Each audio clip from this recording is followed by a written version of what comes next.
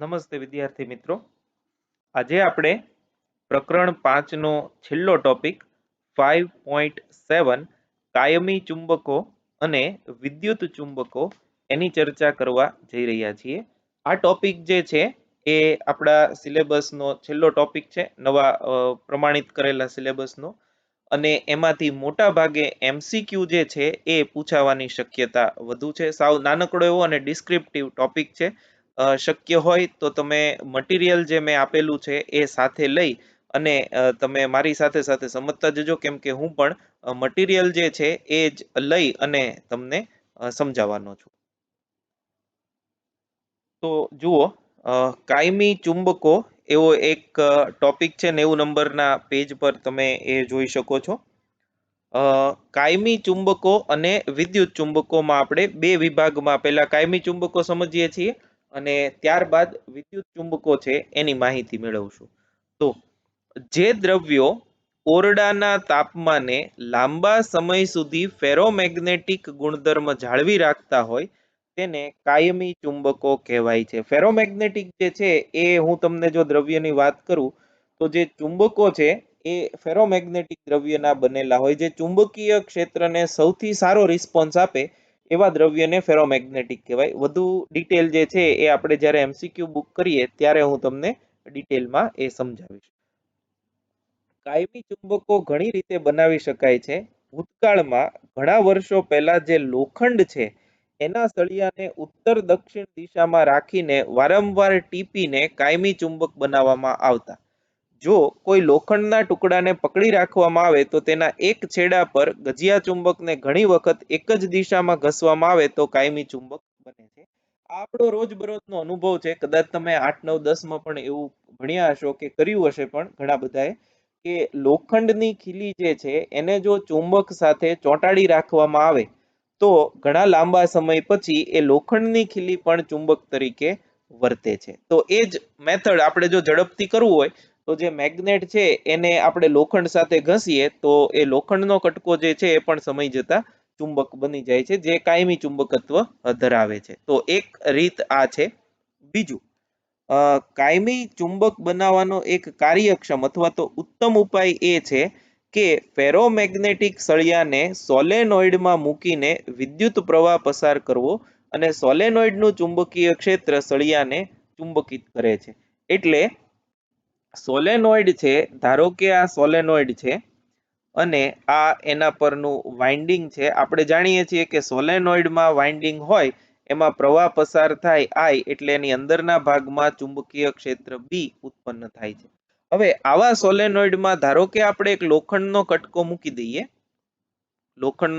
મૂકી દઈએ તો જેવો આપણે પ્રવાહ પસાર કરીને અચાનક વધારે કરીએ એટલે આની અંદરની જે મોમેન્ટ છે એ બધી આમ ગોઠવાઈ જાય અને જેના કારણે એક નોર્થ બને અને એક સાઉથ બને, અને આ જે બને એને આપણે ગજિયો ચુંબક કહીએ છીએ, કે જે ગજિયો ચુંબક જે છે કાયમી ચુંબકની જેમ કામ કરે. સમય જતા એનું પણ ચુંબકત્વ ઓછું થતું જશે, પણ એ ફરી પાછો સોલેનોઇડમાં મૂકી અને એને પ્રવાહ પસાર કરીએ તો જે સ્ટ્રોંગ મેગ્નેટિક ફિલ્ડ છે એના કારણે ફરીથી પાછો એ ચુંબક બની જાય. બજારમાં જે આપણે પ્રયોગો માટે ચુંબક અવેલેબલ હોય છે, તમે જો જોયા હોય તો એક નાનકડા બોક્સમાં બે ચુંબકો જે છે એની પેર તમને આપેલી હોય, તો એ ચુંબકો જે છે એ આ જ રીતે બનાવવામાં આવે છે. પછીનો સેક્શન જે છે હિસ્ટેરિસિસ વાળો છે, એટલે એ આપણે અત્યારે ઓમિટ કરશું, તમને એકવાર સમજાવી દઉં શું છે.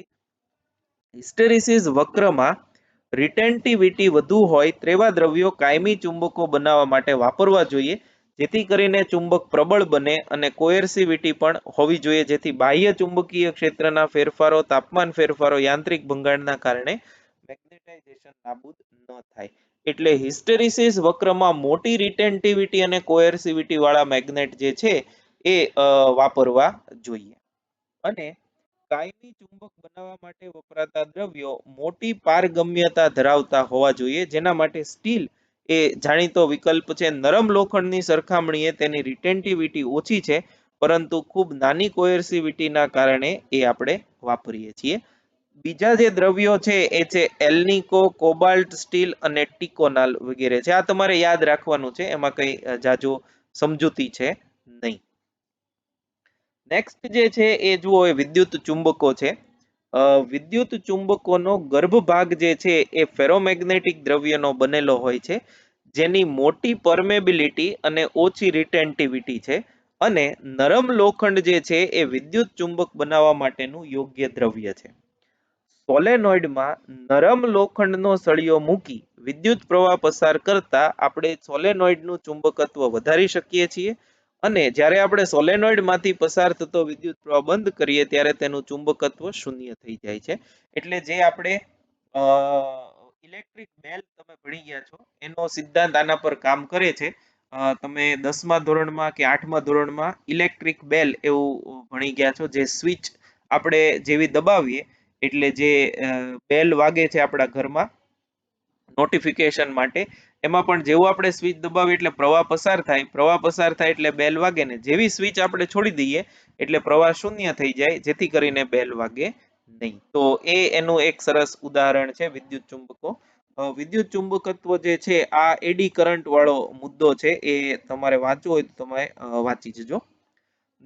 વિદ્યુત ચુંબકના જે ઉપયોગો છે એ અહીંયા આપ્યા છે. આ કદાચ તમને 2 માર્કમાં પૂછી શકે.